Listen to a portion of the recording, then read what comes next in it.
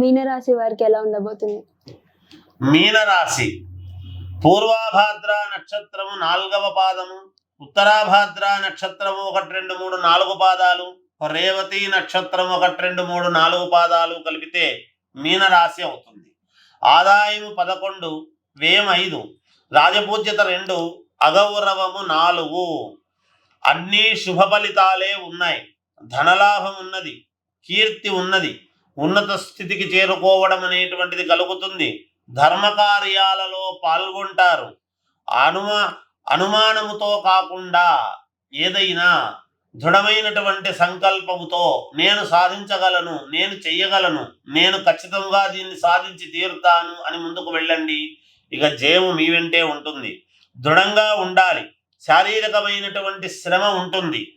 ఏలినాటి శని అనేటువంటి ప్రభావము వలన శారీరకమైన శ్రమ ఎక్కువగా ఉంటుంది. ఏలినాటి శనికి సంబంధించినటువంటి పూజలు చేసుకోండి, ఒక రకంగా బాగుంటుంది.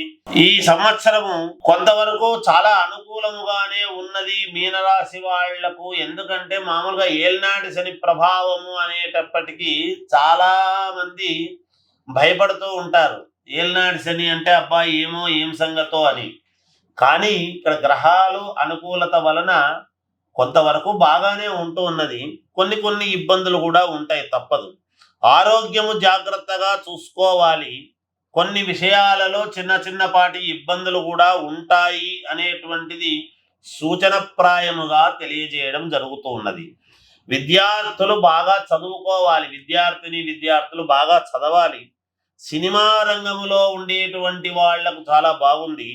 రాజకీయంలో ఉండేటువంటి వాళ్ళు కొంచెం జాగ్రత్తగా అడుగులు వేయాల్సినటువంటి అవసరము ఉన్నది.